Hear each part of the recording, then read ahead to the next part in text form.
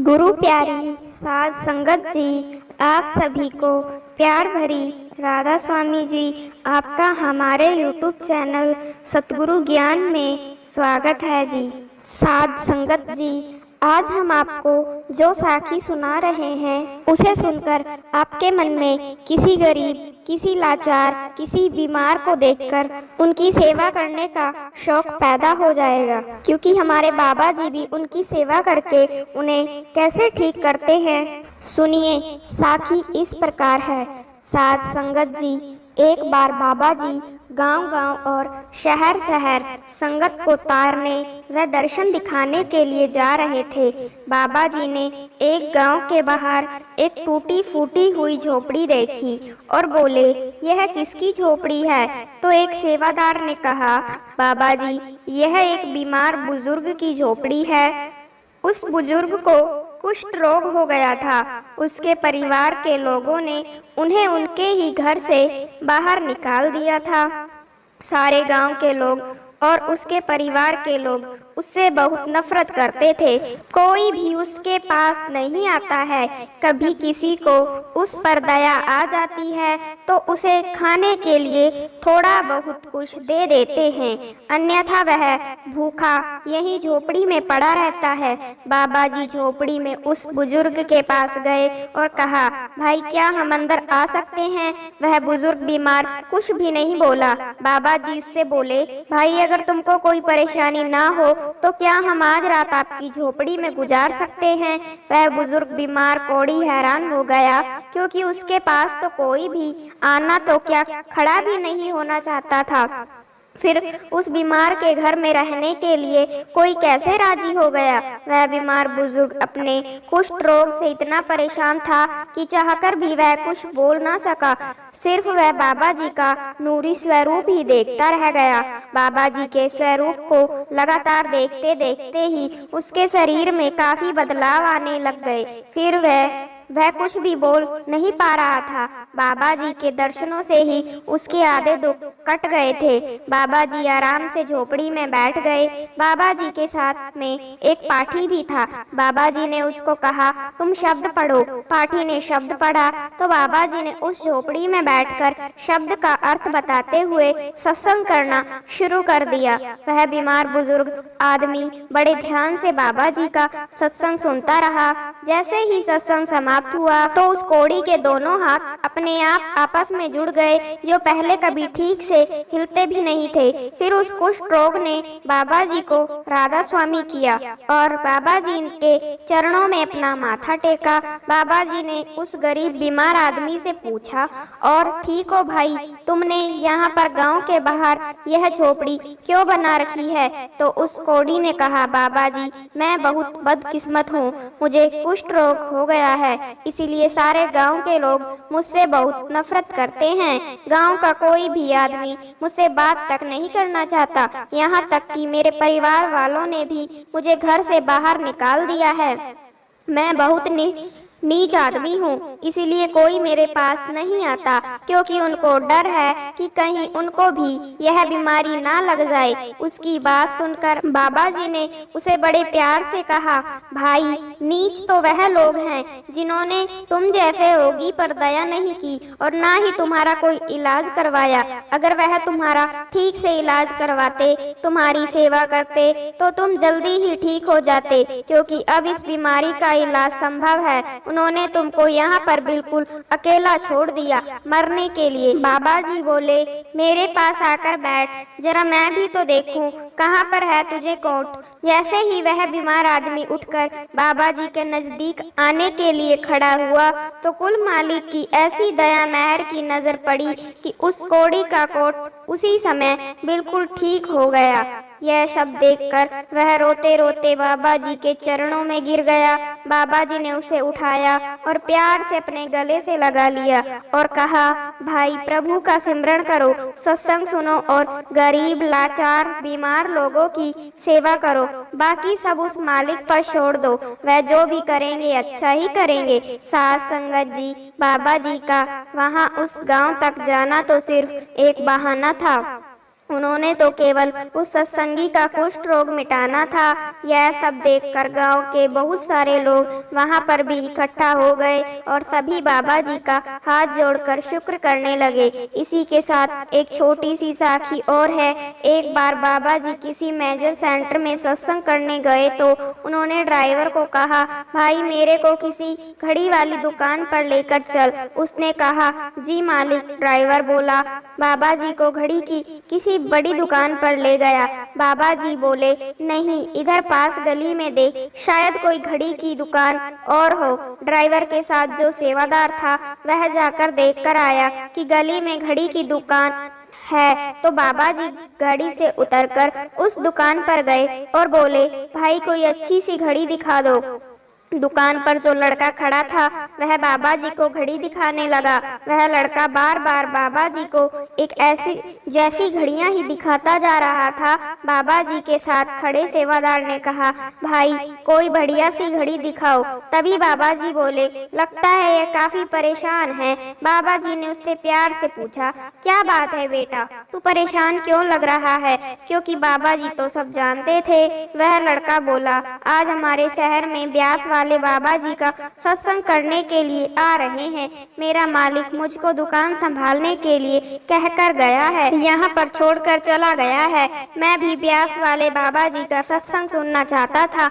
मैंने उनके बारे में लोगों से बहुत कुछ सुना है, इसीलिए मैं भी उनके दर्शन करना चाहता था। वह अंदर से इतना परेशान था कि रोने लग गया। तो बाबा जी के साथ जो सेवादार था बोला, भाई तू रोता क्यों है, तू यहीं पर ही उनके दर्शन कर ले। वह रोते रोते बोला, क्या? तो सेवादार ने कहा, हाँ भाई हाँ, यही तो है ब्यास वाले बाबा जी। उनसे तेरी तरफ देखी नहीं गई और तुझे दर्शन देने के लिए उनको यहाँ पर तुम्हारी दुकान पर आना पड़ा। उस लड़के के मुंह से आवाज भी नहीं निकल रही थी। वह जल्दी से काउंटर से बाहर आकर बाबा जी के चरणों में गिर गया और बोला, सतगुरु जी, आपको मुझसे मिलने के लिए यहाँ पर आना पड़ा। आपका बहुत बहुत शुक्रिया। मैंने तो सोचा भी नहीं था कि मुझे कभी आपके दर्शन होंगे। बाबा जी ने उसे अपने गले से लगा लिया और माला माल कर दिया। ऐसे हैं हमारे प्यारे प्यारे बाबा जी, जो हमारे अंदर की तड़प को देख लेते हैं और दर्शन देने के लिए कहीं पर भी पहुंच जाते हैं। वह लड़का बाबा जी का बार बार शुक्रिया करने लगा। शुक्र मालिक का शुक्र अदा किया। साथ संगत जी अगली साखी को भी अंत तक सुने। साथ संगत जी एक बहुत ही प्यारी साखी है जिसमें जीवन का सच है। अगर आपने समझ लिया तो जीवन आसान हो जाएगा। एक आदमी के घर एक सन्यासी मेहमान बनकर आया। वह सन्यासी बहुत से देशों की यात्रा कर चुका था। बातचीत करते करते सन्यासी ने उस आदमी से कहा, क्या तुम छोटी मोटी खेती में लगे रहते हो? दूर देश की यात्रा पर जब मैं निकला था तो मैंने देखा वहाँ तो जमीन इतनी सस्ती है कि लगभग मुफ्त ही मिल जाती है। तुम यह जमीन बेच बाच के यहाँ छोड़ छाड़ के माधवेश्वरी, वहाँ की जमीन बहुत उपजाऊ है और वहाँ के लोग तो इतने सीधे सीधे हैं कि तुम्हें मुफ्त में ही जमीन दे देंगे। बस फिर क्या था, आदमी के मन में लालच जाग गया। उसने दूसरे ही दिन अपनी सारी जमीन बेच डाली और माधवेश्वर की राह पकड़ ली। जब वह माधवेश्वर पहुँचा तो उसे सन्यासी की बात एकदम सच लगी। वहाँ के लोग तो सच में सीधे साधे थे। उस आदमी ने माधवेश्वर के लोगों से कहा, मैं यहाँ जमीन खरीदने आया हूँ। उन लोगों ने उत्तर दिया, यहाँ जमीन खरीदने का एक ही तरीका है, जितना पैसा तुम अपने साथ लेकर आए हो वह यहाँ रख दो और कल सुबह सूरज उगने से पहले यहाँ आ जाना। सूरज उगते ही तुम जमीन घेरने के लिए निकल पड़ना और सांझ को सूरज ढलने के साथ तुम यहीं पहुँच जाना जहाँ से तुमने शुरुआत की है। तुम जितनी जमीन घेर सकते हो घेर लेना। जितना तुम चलते जाओगे उतनी जमीन तुम्हारी होती जाएगी। बस एक बात का ख्याल रखना, सूरज उगने से पहले जहाँ से शुरू किया है सूरज डूबने से पहले वहीं खत्म कर करना होगा। रात भर सो नहीं सका वह आदमी, रात भर योजना बनाता रहा कि कितनी जमीन घेरे। सूरज निकलते ही वह आदमी भागने लग गया। साथ में रोटी भी ले ली, पानी भी ले लिया। सारा गांव इकट्ठा हो गया और वह भाग पड़ा। सोचा कि चलते चलते खा लेगा, चलते चलते पानी पी लेगा, रुककर खाने का क्या मतलब है, समय खराब होगा। ज्यादा से ज्यादा जमीन जो घेरनी थी, चलना क्या था, बस दौड़ना था। चलने से आधी जमीन गिरेगी और दौड़ने से दुगनी। उसने सोचा कि 12 बजे तक वापसी शुरू कर देगा ताकि सही समय पर वापस पहुंच सके। 12 बज गए, 1 भी बज गया। मीलों चल चुका था। ना लालच का अंत हो रहा था, ना उपजाऊ जमीन का। सोचा एक ही तो दिन की बात है, आज की ही तो मेहनत है, फिर ज्यादा से ज्यादा जमीन होगी। मेरी न भोजन किया न पानी पिया, बस दौड़ता ही रहा। भोजन करता भी तो कैसे करता, उतनी जमीन का नुकसान जो हो जाता। जीवन भर भोजन ही तो करना है, पानी ही तो पीना है, पीते रहेंगे। उसने खाना फेंक दिया, पानी भी फेंक दिया। हाय रे इंसान की लालसा। 2 भी बज गए। अब याद आया उसे कि लौटना भी है वापस उसी जगह जहाँ से शुरू किया था। लौटने के लिए हिम्मत बची ही नहीं थी। अब घबराहट भी होने लगी। सारी ताकत झोंक दी वापस लौटने में, पर ताकत तो खत्म होने के करीब थी। वह हाफ रहा था, घबरा रहा था, सोच रहा था कि पहुंच पाऊंगा या नहीं। सूरज डूबने से पहले वह पागल होकर दौड़ा, सब दांव पर लगा दिया। सूरज डूबने लगा। अब गांव की वह रेखा ज्यादा दूर नहीं थी जहां से शुरुआत की थी। गांव के लोग भी दिखाई पड़ रहे थे। वह आवाजें लगा रहे थे, उत्साह बढ़ा रहे थे। आ जाओ, ले लो सारी जमीन, बस छू लो उस रेखा को जहां से शुरू किया था। उसने सारा दम लगा दिया। वह भागा, जी जान से भागा। सूरज डूब रहा था। सूरज डूबते डूबते क्षितिज पर आ गया। दूसरी तरफ वह आदमी रेखा के पास आ गया। कुछ 5-7 गज की दूरी ही रह गई थी कि वह आदमी खिसने लगा। जैसे ही उस आदमी ने अपना हाथ जमीन के उस टुकड़े पर जहां से उसने भागना शुरू किया था, वहीं सूरज डूब गया। यहाँ सूरज डूबा और वहाँ उस आदमी की सांसें डूब गई। शायद दिल का दौरा पड़ गया था। गांव के लोग जोर जोर से हंसने लगे, कहने लगे, यह पागल आदमी ना जाने कहां से आ जाते हैं, यह आते ही रहेंगे और ऐसे ही मरते रहेंगे। अभी तक ऐसा कोई आदमी नहीं आया जो जमीन घेर कर जमीन का मालिक बन पाया हो।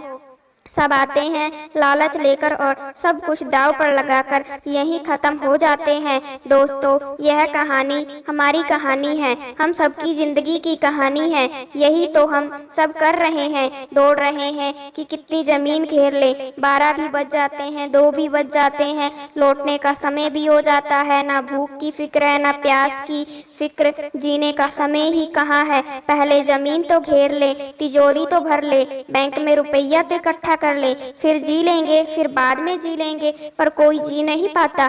जीने के लिए थोड़ी विश्रांति चाहिए, जीने के लिए थोड़ी समझ चाहिए। जीवन मुफ्त में नहीं मिलता, जीवन को जीने के लिए बुद्धि चाहिए। कितनी प्यारी बात कही है किसी ने कि जिंदगी एक पल है जिसमें न आज है न कल है, जी लो इसे, यह सोचकर कि यह हमारी जिंदगी का सबसे हसीन पल है। दोस्त, भक्ति में अगर मन लगने लगे तो समझ लेना कि आपने भगवान को नहीं बल्कि भगवान ने आपको चुना है। यह जिंदगी है साहब, इम्तिहान ले लेकर तुम्हें खुद से लड़ना सिखा देगी। लोग अपने शरीर को सुंदर बनाने में लगे रहते हैं, पर आत्मा की सुंदरता शरीर की सुंदरता से कहीं ज्यादा महत्वपूर्ण है। शरीर तो नश्वर है, मिट्टी से बना है और मिट्टी में ही मिल जाता है, पर आत्मा अमर है। इसलिए आत्मा की सुंदरता पर ध्यान दो। आत्मा की सुंदरता स्वयं को भगवान में लीन करने से मिलती है। जो अज्ञानी व्यक्ति होता है वह ये गलत फहमी पा लेता है कि मैं करता हूँ, सभी कार्य मेरे द्वारा किए जा रहे हैं। ऐसे में उसमें अहंकार घर कर घेरा कर लेता है। परंतु इस सृष्टि में जो भी हो रहा है सब कुछ भगवान की इच्छा से हो रहा है। अज्ञानता के कारण व्यक्ति में जब अहंकार जन्म लेता है तो उसका पतन होना निश्चित है। जिंदगी में सही लोगों की तलाश कभी मत करो, आप ही सही बन जाओ। क्या पता आपको मिलकर किसी और की तलाश पूरी हो जाए। याद रखना, दूसरों से उम्मीद रखो तो हार जाओगे और खुद से उम्मीद रखोगे तो जीत जाओगे। इंसान समझ ही नहीं पाता कि जिन चीजों के पीछे वह भाग रहा है वह हमेशा के लिए नहीं रहने वाली। अगर कोई चीज शाश्वत है तो वह है आत्मा, हमारे मन का सुकून, हमारे मन की शांति, और बाकी जो कुछ भी है वह हमेशा रह ही नहीं सकती। जब आप कोई बुरा कार्य करते हो या अच्छा कार्य करते हो और आपको लगता है कि कोई नहीं देख रहा है, भगवान कहते हैं तुम जो कुछ कर रहे हो मेरी सृष्टि सदैव सदैव तुम पर है। इसीलिए आप यह मत समझिए कि आप अकेले हैं, भगवान आपके साथ हमेशा होते हैं। एक बात हमेशा याद रखना, इज्जत कभी इंसान की नहीं होती, इज्जत हमेशा जरूरत की होती है। जरूरत खत्म तो इज्जत खत्म। जो इंसान हमेशा शिकायतों से भरा रहता है वह कभी खुश नहीं रह सकता, और जो इंसान हमेशा धन्यवाद के भाव से, हमेशा शुक्रिया के भाव से भरा रहता है वह हमेशा खुश रहता है। उस इंसान की जिंदगी में आपको सुकून और शांति दिखाई देगी। धरती पर आज तक एक भी ऐसा इंसान पैदा नहीं हुआ जिसकी जिंदगी में दुख ना आया हो, वह चाहे दुनिया का सबसे अमीर इंसान हो या दुनिया का सबसे गरीब इंसान। यहाँ तक कि प्रभु श्री राम और प्रभु श्री कृष्ण को भी अपने जीवन में काफी दुखों का सामना करना पड़ा था, लेकिन कहते हैं जिस नज़र से आप इस दुनिया को देखते हो वैसे ही यह दुनिया आपको दिखाई देगी। इसलिए हर हालत में खुश रहना सीखो, क्योंकि खुशी एक ऐसी चीज है जो आपको उम्मीद और ताकत देती है। संसार में परेशानी देने वालों की हस्ती कितनी भी बड़ी क्यों ना हो, पर भगवान की कृपा दृष्टि से बड़ी नहीं होती। आलसी व्यक्ति कभी भी सफल नहीं हो सकता। जिसे अपने जीवन में आराम प्यारा है उसे मेहनत करना अच्छा नहीं लगता, भला वह व्यक्ति कैसे सफल हो सकता है। इसीलिए अगर आप कोई काम करना चाहते हैं तो अभी से आलस्य त्याग दीजिए। अपने काम को कभी कल पर नहीं टालना चाहिए, क्योंकि वह व्यक्ति समय को महत्वपूर्ण ना समझकर उसे व्यर्थ में ही गंवाता है।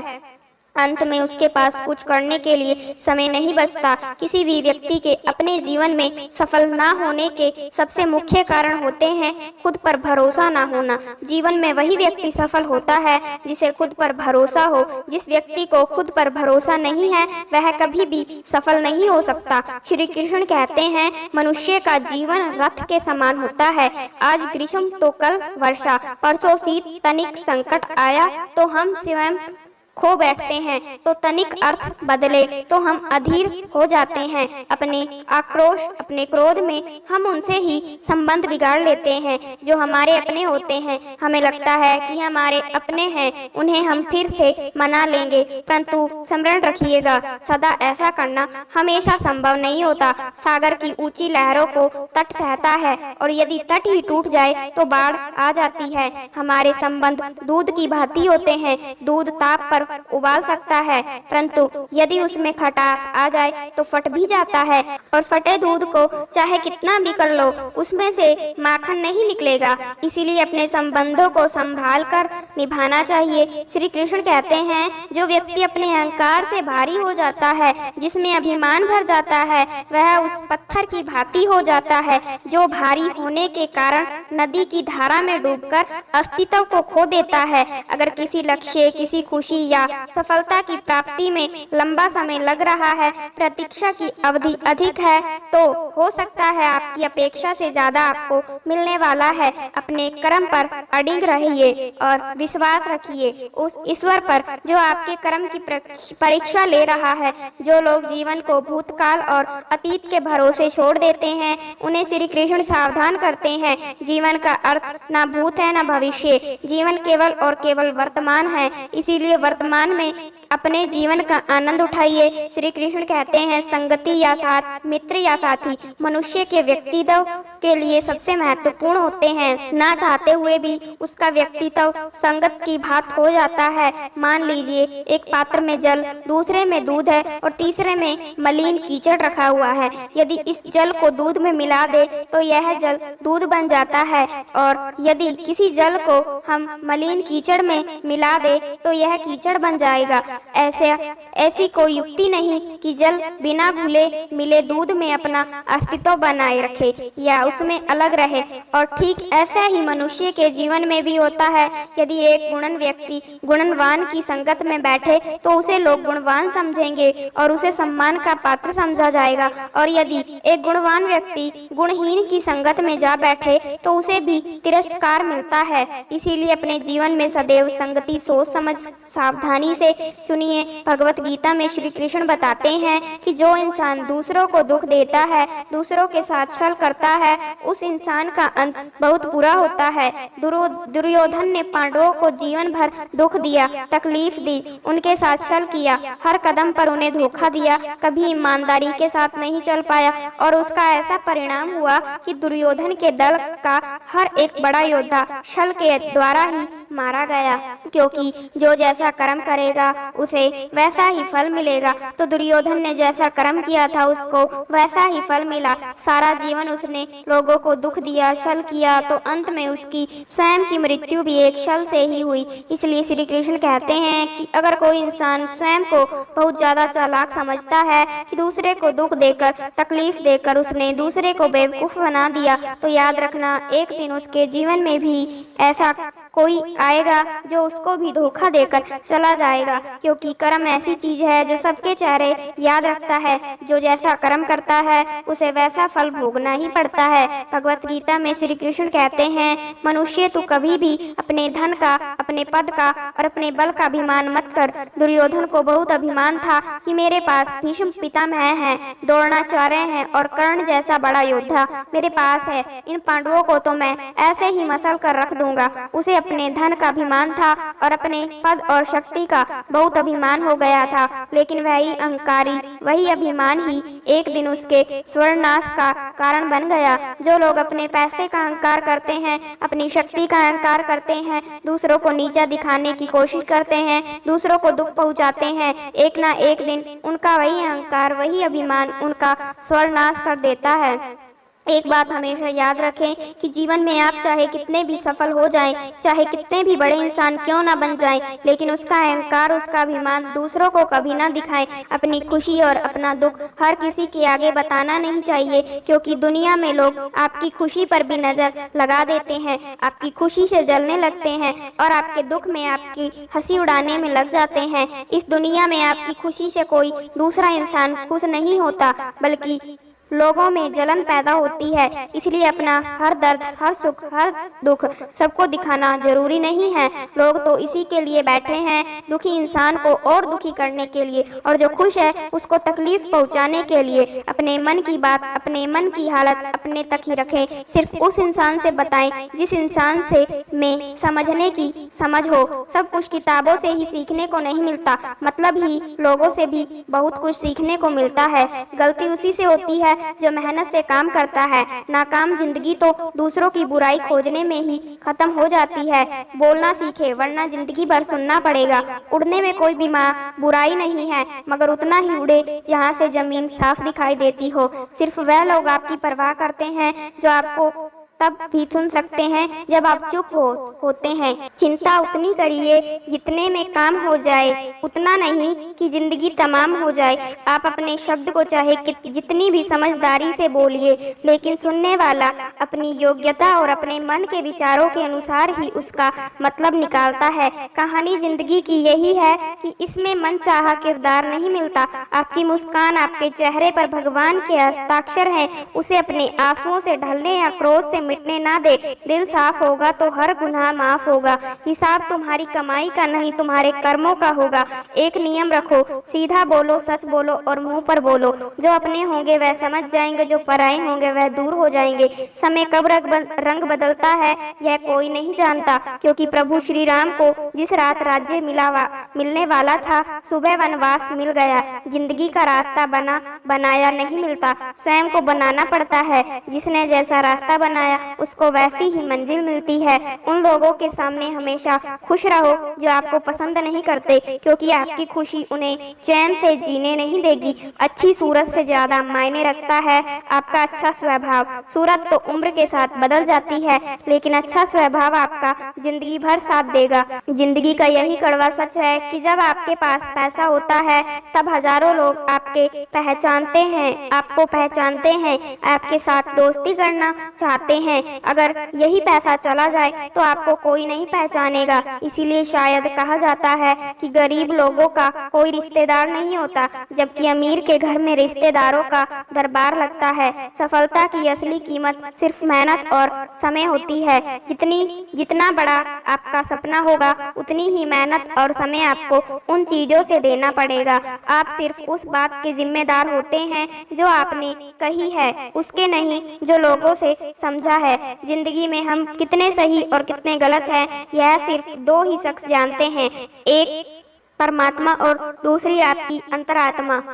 कुछ रास्तों पर आप अकेले ही चलते हैं और कोई परिवार, ना कोई दोस्त, ना कोई साथी, बस आप और आपकी हिम्मत। दुनिया भर की अच्छी चीजों को छोड़कर जो इंसान सिर्फ नकारात्मक बातों पर ध्यान देता है वह उस मक्खी की तरह होता है जो पूरे जिस्म को छोड़कर सिर्फ जख्मों पर बैठती है। अगर जिंदगी में कामयाब होना है तो यह बात हमेशा याद रखो, पाँव फिसल जाए पर जुबान कभी फिसलने मत देना। आपने चुंबक को तो देखा ही होगा, कैसे वह लोहे की ओर आकर्षित होती है और कैसे वह लोहे को अपनी ओर आकर्षित करती है, क्योंकि उसके स्वभाव में ही आकर्षण है। हम सबके भीतर भी एक ऐसा ही चुंबक होता है, विचारों का चुंबक, जो सदा अपने ही जैसे विचारों को आकर्षित करता है। हम जो बोलते हैं वही करते हैं, उसी प्रकार हम जो सोचते हैं वैसा ही पाते हैं। कोई साधु ईश्वर का नाम जपता है तो उसे ईश्वर मिल जाता है, अर्थात फल हमारी सोच पर ही निर्भर करता है। इसलिए हमेशा सकारात्मक सोचिए। कहते हैं सब्र कोई कमजोरी नहीं होती,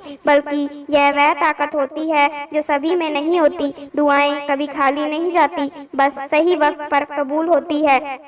मनुष्य अपने विश्वास से निर्मित होता है, जैसा वह विश्वास करता है वैसा ही वह बन जाता है। हर चीज की नकल की जा सकती है, लेकिन चरित्र और व्यवहार नहीं। अपनी सोच को काबू में रखिए, क्योंकि आपकी सोच ही असलियत का रूप लेगी। अगर नीयत अच्छी हो तो नसीब कभी बुरा नहीं होता। वक्त बनाने वाले को जरा सा वक्त देकर देखो, वह आपका वक्त बदल देगा। दिमाग में विचारों की भीड़ जितनी कम होगी, जिंदगी का सफर उतना ही आसान होगा। मन का झुकना बहुत जरूरी है, सिर्फ सर झुकाने से भगवान नहीं मिलते। अगर आप उन बातों और परिस्थितियों की वजह से चिंतित हो जाते हैं जो आपके नियंत्रण में नहीं है, तो इसका परिणाम समय की बर्बादी और पछतावा है। आप दुख पर ध्यान देंगे तो हमेशा दुखी रहेंगे, आप सुख पर ध्यान देंगे तो हमेशा सुखी रहेंगे, क्योंकि आप जिस पर ध्यान देते हैं वही चीज संकरीय हो जाती है। श्रीमद् भगवत गीता में भगवान श्री कृष्ण कहते हैं कि जिस तरह प्रकाश की ज्योति अंधेरे में चमकती है, ठीक उसी प्रकार सत्य भी चमकता है। इसलिए मनुष्य को हमेशा सत्य की राह पर चलना चाहिए। मृत्यु एक अटल सत्य है जिसे कभी बदला नहीं जा सकता है। इस संसार का जब से निर्माण हुआ है तब से जन्म मृत्यु का चक्र चलता आ रहा है। कोई मनुष्य चाहे लाख चीज जान ले, चाहे वह पूरे जगत को जान ले, लेकिन अगर वह स्वयं को नहीं जान पाया तो वह अज्ञानी है। अगर कोई आपको ठुकरा दे तो बुरा मत मानना, क्योंकि वह वास्तव में आपकी कीमत नहीं जानता। बुरा वक्त गुजर जाता है, बस ऊपर वाले को हमारा सब्र आजमाना होता है। चेहरे पर हमेशा मुस्कान का यह मतलब नहीं कि जीवन में संघर्ष नहीं है, बस ऊपर वाले पर भरोसा ज्यादा है। जिंदगी में अगर कुछ कुछ बड़ा करना है, तब दो चीज हमेशा याद रखना कि जो खोया है उसका गम नहीं, जो पाया है वह भी किसी से कम नहीं। खराब तबीयत से व्यक्ति उतना कमजोर नहीं होता, उससे ज्यादा वह नकारात्मक विचारों से थकता है। जिंदगी में हम कितने सही और कितने गलत हैं, यह सिर्फ दो ही शख्स जानते हैं, परमात्मा और दूसरी हमारी अंतरात्मा। नकारात्मक विचारों को अपने मन में प्रवेश करने की अनुमति ना दो, क्योंकि यही वह चीज होती है जो हमारा आत्मविश्वास कम कर देती है। कामयाबी कुछ नहीं, बस एक नाकामयाब व्यक्ति के संघर्ष की कहानी होती है। आपके खिलाफ होने वाली बातों को खामोशी से सुन लीजिए। यकीन मानिए, वक्त उन्हें बेहतर जवाब देगा। जिसने अपने को वश में कर लिया है, उसकी जीत को देवता भी हार में नहीं बदल सकते। अगर लोग आपकी अच्छाई को आपकी कमजोरी समझते हैं तो यह उनकी समस्या है। आप आईना हो, आईना बने रहो। फिक्र वो करें जिनकी सूरत खराब है। श्रीमद् भगवत गीता में भगवान श्री कृष्ण कहते हैं कि हे अर्जुन, तुम्हारा क्या गया जो तुम रोते हो? तुम क्या लाए थे जो तुमने खो दिया? तुमने क्या पैदा किया था जो नष्ट हो गया? तुमने जो लिया यहीं से लिया, जो दिया यहीं पर दिया। जो आज तुम्हारा है कल किसी और का होगा, क्योंकि परिवर्तन ही संसार का नियम है और समय के साथ संसार में हर चीज परिवर्तन के नियम का पालन करती है। भगवान श्री कृष्ण कहते हैं, कर्म योग ही वह योग है जिसके माध्यम से हम अपनी जीवात्मा से जुड़ पाते हैं। कर्म योग हमारे आत्मज्ञान को जागृत करता है। इसके बाद हम न केवल अपने वर्तमान जीवन के उद्देश्यों को बल्कि जीवन के बाद की अपनी गति का पूर्वाभास प्राप्त कर सकते हैं। इस योग में कर्म के द्वारा ईश्वर की प्राप्ति की जाती है। श्रीमद् भगवत गीता में कर्म योग को सर्वश्रेष्ठ माना गया है। गृहस्थ और कर्मठ व्यक्ति के लिए यह योग अधिक उपयुक्त है। कर्म योग सिखाता है कि कर्म के लिए कर्म करो, आसक्ति रहित होकर कर्म करो। कर्म योगी इसीलिए कर्म करता है कि कर्म करना उसे अच्छा लगता है और इसके परे उसका कोई हेतु नहीं है। कर्म योगी कर्म का त्याग नहीं करता, वह केवल कर्म फल का त्याग करता है और कर्म जनित दुखों से मुक्त हो जाता है। उसकी स्थिति इस संसार में एक दाता के समान है और वह कुछ भी पाने की भी कभी चिंता नहीं करता। वह जानता है कि वह दे रहा है और बदले में कुछ मांगता नहीं है, इसीलिए वह दुख के चंगुल में नहीं पड़ता। संसार का कोई कार्य ब्रह्मा से अलग नहीं है, इसीलिए कार्य की प्रकृति कोई भी हो, निष्काम कर्म सदा ईश्वर को ही समर्पित हो जाता है। अर्जुन, पूर्व जन्म का कारण वासनाओं या अतिरिक्त कामनाओं का संचय है। कर्म योगी कर्म फल के चक्कर में ही नहीं पड़ता, अतः वासनाओं का संचय भी नहीं होता। इस प्रकार कर्म योगी पूर्व जन्म के बंधन से भी मुक्त हो जाता है। भगवान श्री कृष्ण कहते हैं, मनुष्य का मन वायु की तरह चंचल है। यह मन ही है जो मनुष्य को काम वासनाओं की तरफ भटकाता रहता है। अगर जीवन को सफल बनाना है तो मन पर काबू करना बहुत जरूरी है। मन को वश में करने से दिमाग की शक्ति केंद्रित होती है, जिससे कार्यों में सफलता मिलने लगती है। गीता के अनुसार जिस व्यक्ति ने अपने मन पर काबू पा लिया, वह मन में पैदा होने वाली बेकार की चिंताओं और इच्छाओं से भी दूर रहता है। साथ ही वह व्यक्ति अपने लक्ष्य को भी आसानी से प्राप्त कर लेता है। अगर मन को वश में नहीं करोगे तो वह तुम्हारा सबसे बड़ा शत्रु बन जाएगा। भगवान कहते हैं, जो मनुष्य सुख और दुख में शांत रहता है, जिसके राग भय और क्रोध नष्ट हो गए हैं, जो मनुष्य शुभ और अशुभ वस्तु को पाकर ना प्रसन्न होता है और ना द्वेष करता है, जिन्होंने अपनी इंद्रियों को वश में कर लिया है, वह स्थिर बुद्धि मनुष्य मुनि के समान है। ऐसा मनुष्य स्थिर चित्त और इंद्रियों को वश में करके ज्ञान द्वारा परमात्मा को प्राप्त करके हमेशा संतुष्ट रहता है। क्रोध मनुष्य को नरक की ओर ले जाने वाला द्वार है। क्रोध करने से व्यक्ति का मन अशांत हो जाता है और उसकी स्मरण शक्ति भ्रमित हो जाती है।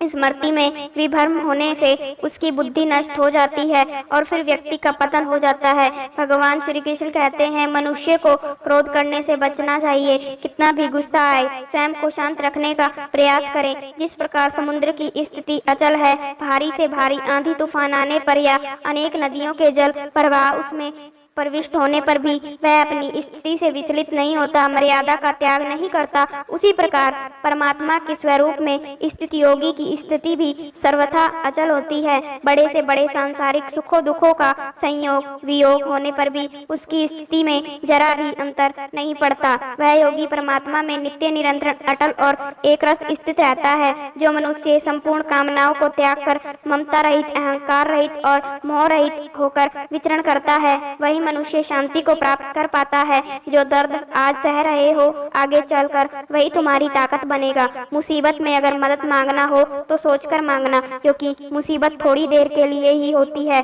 और एहसान जिंदगी भर का। तजुर्बे उम्र से नहीं बल्कि हालातों से आते हैं। जमाने में आए हो तो जीने का हुनर भी रखना। दुश्मन से कोई खतरा नहीं, बस अपनों पर नजर रखना। रात भर गहरी नींद आना इतना आसान नहीं, उसके लिए दिन भर ईमानदारी से जीना पड़ता है। अपनी कमियों को सिर्फ हम दूर कर सकते हैं और कोई नहीं, बाकी सब केवल इनका फायदा उठाना जानते हैं। समय के पास इतना समय नहीं कि वह आपको दोबारा समय दे सके। जो बदला जा सके उसे बदलिए, जो बदला ना जा सके उसे स्वीकार कीजिए, और जो स्वीकार ना हो सके उसे दूर हो जाइए। लेकिन खुद को खुश रखिए, वह भी एक बड़ी जिम्मेदारी है। जब हम अपने रिश्तों के लिए वक्त नहीं निकाल पाते, तब वक्त हमारे बीच से रिश्ता निकाल देता है। जो आपकी बुराई करते हैं उन्हें करने दो, क्योंकि बुराई वही करते हैं जो बराबरी नहीं कर सकते। झूठ भी कितना अजीब है, खुद बोलो तो अच्छा लगता है और दूसरे बोले तो गुस्सा आता है। अगर खुश रहना चाहते हैं तो लोगों की बातों पर कम और अपने विचारों पर ज्यादा ध्यान दे। भगवान पर विश्वास बिल्कुल उस बच्चे की तरह करो जिसको हवा में उछालो तो वह हंसता है, डरता नहीं, क्योंकि वह जानता है कि आप उसे गिरने नहीं दोगे। श्रीमद् भगवत गीता में भगवान श्री कृष्ण कहते हैं कि हे अर्जुन, मेरा इन तीनों लोकों में ना तो कुछ कर्तव्य है और ना ही कोई वस्तु मेरे प्राप्त करने योग्य है, फिर भी मैं कर्म करते हुए अपने कर्तव्य का निर्वाह करता हूँ। हे पार्थ, यदि मैं कर्मों को करने में सावधानी ना बरतूं तो बड़ा अनर्थ हो जाएगा, क्योंकि मनुष्य सब प्रकार से मेरे ही मार्ग का अनुसरण करते हैं। यज्ञ से बचे हुए अन्न को खाने वाले श्रेष्ठ पुरुष सब पापों से मुक्त हो जाते हैं, और जो पापी लोग अपना शरीर पोषण करने के लिए ही अन्न पकाते हैं वह तो पाप को ही खाते हैं। अर्थात जो लोग ईश्वर को याद किए बिना अपने जिंदा रहने में ही लगे रहते हैं उन्हें चोर समझना चाहिए। केवल ज्ञान ही एक ऐसा अक्षय तत्व है जो कहीं भी किसी भी अवस्था में और किसी भी हाल में मनुष्य का साथ नहीं छोड़ता। धरती पर जिस प्रकार मौसम में बदलाव आता है, उसी प्रकार जीवन में भी सुख दुख आता जाता रहता है। युद्ध हो या जीवन सफलता केवल 3 शस्त्रों से प्राप्त होती है: धैर्य, धर्म और साहस। सेवा सबकी कीजिए, मगर आशा किसी से मत रखिए, क्योंकि सेवा का सही मूल्य भगवान ही दे सकता है, इंसान नहीं। नियत साफ हो तो 1 लोटा जल भी कबूल है, वरना दिखावे के तो 5 भोग भी फिजूल है। कहाँ मिलता है कोई ऊपर वाले के सिवा समझने वाला, जो भी मिलता है बस समझाकर चला जाता है। भगवान के फैसले पर कभी शक मत करना। अगर सजा मिल रही है तो कोई गलती भी अवश्य ही होगी। अगर आप सही हो तो कुछ साबित करने की कोशिश ना करो, बस सही बने रहो। गवाही खुद वक्त देगा। वहाँ बैठकर रोना बहुत सुकून देता है, जहाँ कृष्ण के सिवाय कोई और सुनने वाला ना हो। जितना इंतजार वह आपसे करवा रहा है, समय आने पर इतना देगा कि संभाल भी नहीं पाओगे। मित्रता आवश्यक है, संबंध भी आवश्यक है, परंतु जीवन की कठिन परिस्थिति यह दर्शाती है कि अकेले रहने की कला का आना भी आवश्यक है। दीपक का जीवन इसलिए वंदनीय नहीं है कि वह जलता है, बल्कि इसीलिए वंदनीय है कि वह दूसरों के लिए जलता है, दूसरों से नहीं जलता। जीवन में कभी मौका मिले तो किसी के लिए सारथी बनना, स्वार्थी नहीं। किससे कब और कितना बोलना है, अगर तुमने यह समझ लिया तो तुम अपनी जिंदगी के सार्थक बन चुके हो। कामयाबी और नाकामयाबी दोनों जिंदगी के हिस्से हैं और दोनों स्थायी नहीं है। जिंदगी की आधी शिकायतें यूं ही दूर हो जाएंगी अगर लोग एक दूसरे के बारे में बोलने की जगह एक दूसरे से बोलना सीख जाएंगे। विश्वास किसी पर इतना करो कि वह तुम्हारे साथ छल करते समय खुद को दोषी समझे, और प्रेम किसी से इतना करो कि उसके मन में सदैव तुम्हें खोने का डर बना रहे। 4 वेदों का अर्थ नहीं भी जानो तो कोई बात नहीं, लेकिन समझदारी, जवाबदारी, वफादारी और ईमानदारी, इन 4 शब्दों का मर्म जान लो तो भी जीवन सार्थक हो जाएगा। जाएगा। दुखों की प्राप्ति होने पर जिसके मन में उद्वेग नहीं होता, सुखों की प्राप्ति में जो सर्वथा मोह रहित है तथा जिसके राग भय और क्रोध नष्ट हो गए हैं, ऐसा मुनि स्थिर बुद्धि कहा जाता है। जिस प्रकार के कछुआ सब ओर से अपने अंगों को जैसे समेट लेता है, वैसे ही जब पुरुष इंद्रियों के विषय से इंद्रियों को सब प्रकार से हटा लेता है, तब उसकी बुद्धि स्थिर है। अर्जुन, जिस काल में तेरी बुद्धि मोह रूपी दलदल को भली भांति पार कर जाएगी, उस समय तू सुने हुए और सुनने में आने वाले इस लोक और परलोक संबंधी सभी भोगों से वैराग्य को प्राप्त हो जाएगा। हे पार्थ, धर्म से भरा हृदय धर्म का परमार्थ देता है और अधर्म से भरा हृदय अधर्म का परमार्थ देता है। कान्हा कहते हैं, दुष्ट लोगों की भलाई कभी नहीं करनी चाहिए, क्योंकि बिच्छू को आप कितना भी प्यार कर लो फिर भी वो डंक ही मारेगा। श्री कृष्ण कहते हैं, लोग तुम्हारी कदर तभी करेंगे जब तुम भी उन्हें उन्हीं की तरह नजरअंदाज करना सीख जाओगे। जिन्हें उधार लेने और दूसरों में एहसान लेने की आदत होती है, वह हमेशा तनाव में घिरे रहते हैं। उस इंसान की कदर कम की जाती है जमाने में जो दूसरे की कदर नहीं करता। किसी को इतना भी सर पर मत बैठा लेना कि सर दर्द बन जाए, और किसी को इतनी भी खुशामद मत करना कि वह आपके लिए बेकदर हो जाए। आईने में जो दिखता है उसके अलावा किसी और पर आंख मूंद कर भरोसा मत करना, क्योंकि जो आज तक आपकी कदर करना नहीं छोड़ रहे हो सकता है कल आपको बेइज्जत करने में कोई कसर न छोड़े। दूर रहना उन लोगों से जो आपकी कदर तब तक करते हैं जब तक काम हो। जल्दबाजी में कोई भी फैसला ना ले, क्योंकि जल्दबाजी में लिया गया फैसला अक्सर गलत हो जाता है। अपने पंखों पर भरोसा रख, हवाओं के भरोसे तो पतंगे उड़ा करती है। यहाँ गरीबी जमीन पर पड़ी रोटी भी हंसी खुशी खा लेता है, और अमीर हाथ से मिली रोटी की भी कदर नहीं करता। जो मिला नहीं उसे पाने की ख्वाहिश जरूर करना, पर जो मिला है उसकी बेकदरी कभी मत करना। प्यार का असर उस रिश्ते में खत्म हो जाता है जहाँ एक दूसरे की कदर करना कम हो जाती है। जिन्हें जो कहना है कहने दो, उनको हम नहीं वक्त जवाब देगा, क्योंकि भरोसा करता है तो गैरों पर, जब चलना है अपने ही पैरों पर। जिन्हें नींद से प्यार है वह सुहा सपने देखते रहते हैं, पर जिन्हें सपनों की कदर है उन्हें नींद तक नहीं आती।